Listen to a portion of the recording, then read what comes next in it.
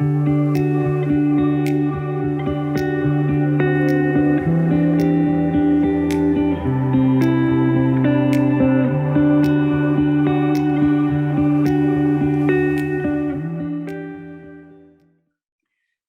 everyone to Blue Knot Day. My name is Jane Daisley-Snow and I've been a trainer and supervisor for Blue Knot for 4 years. And I also work as a psychotherapist and art therapist in private practice. So today I'd like to introduce a creative medium, clay, that can help you move out of the busyness of your mind and into your bodies. It's what we call another bottom-up, top-down approach, where we can engage our senses and what we call our sensory motor movements. So touch is one of those very fundamental, very early body memories. And some people find clay a little bit challenging to work with, others really enjoy it. So it's one of those areas that you need to experiment with yourself. What I love about clay is it comes from our Mother Earth, and it's made up of all the minerals and the various textures that are very similar to our own bodies.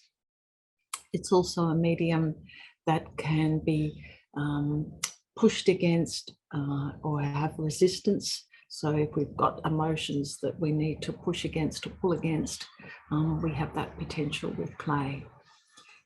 There's been quite a lot of research studies done in areas of such as anxiety and mood disorders, where the use of clay has been found to be very therapeutic.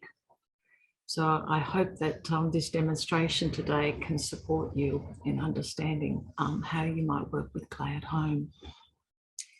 You will see I've got down here, I'm just going to lower this now for the demonstration.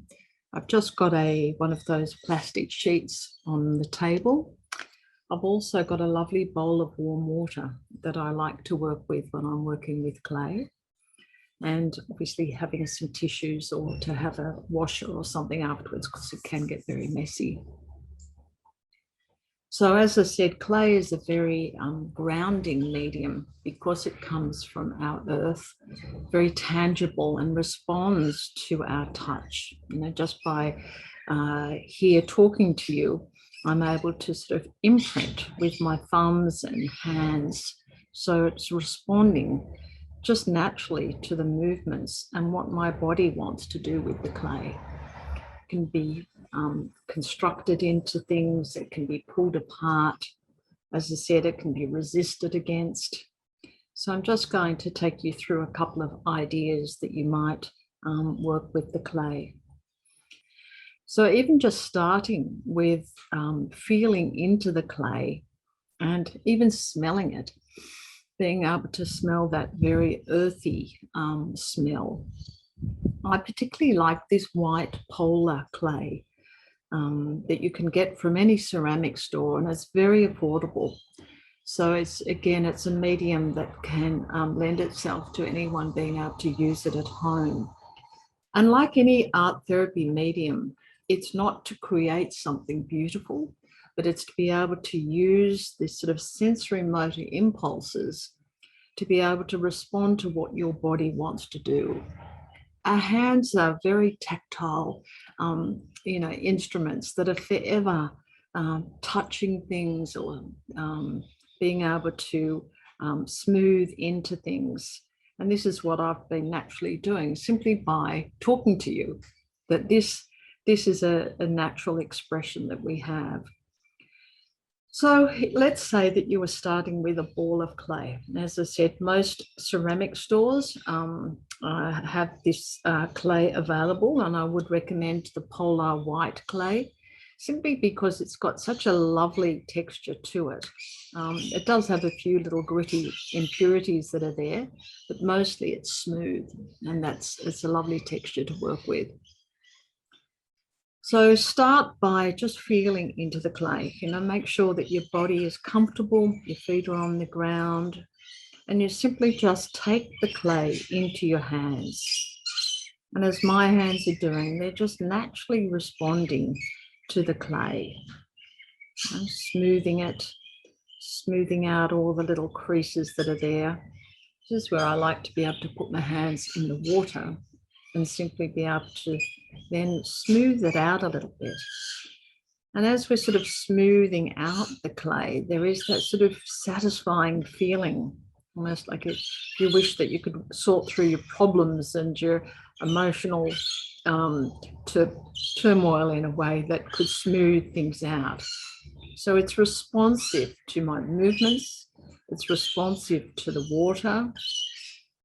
It's simply just feeling into the clay with my hands and my thumbs.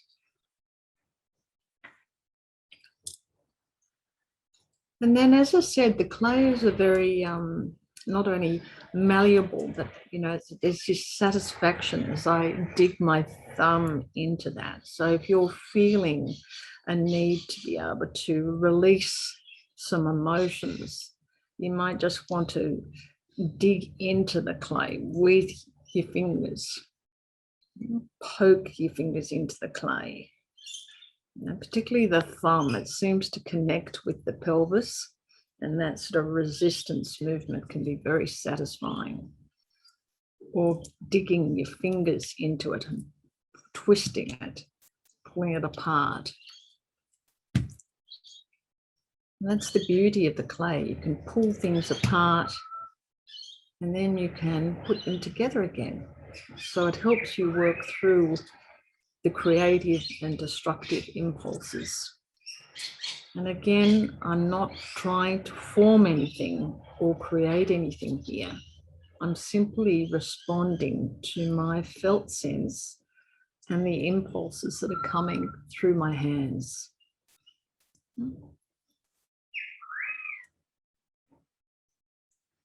I might like to just pull it all together again, push it through my hands.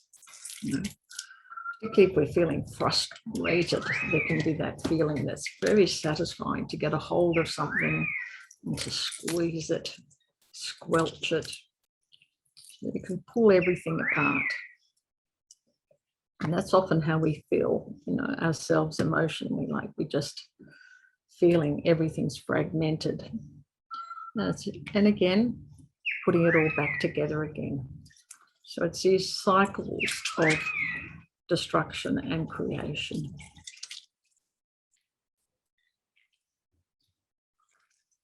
And then if you wish to, you can sort of just use perhaps an issue that might be coming up for you that you're concerned about, and feel into how your body's feeling, and see if you do want to form a sort of a loose sculpture or shape.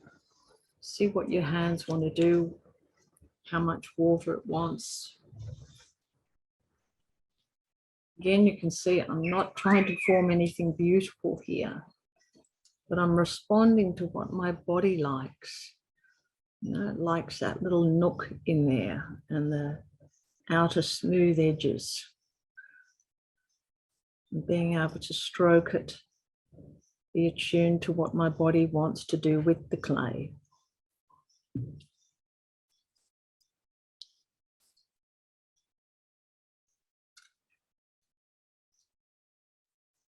So that's all you need to do with the clay. As I said, it's simply responding to your hands, to whether you want to push against things, pull things apart, put things back together again. So it's up to you to experiment with that. Even just the movement up and down onto the plastic sheet is quite satisfying. We see over history, a lot of imprints in caves and people leaving their fingerprints. There's something about the beauty of it that allows us to leave our imprint and then wash it away again. And while you're doing that, you're coming out of your head and into the very tactile centers of the brain, what we call the haptic perception part of the brain.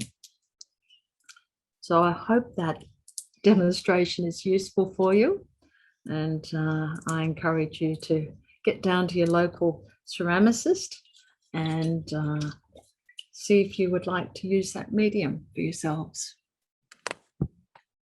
and I hope you enjoy the rest of your Blue Knot day. Thank you.